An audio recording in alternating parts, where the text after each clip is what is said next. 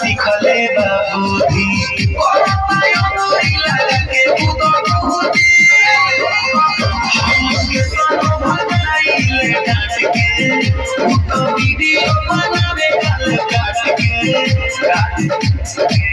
bubble बुता के हवाल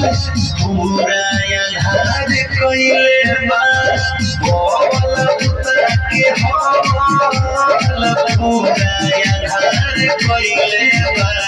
हम ना छिनार रहनी देवरे छिनार कइले बा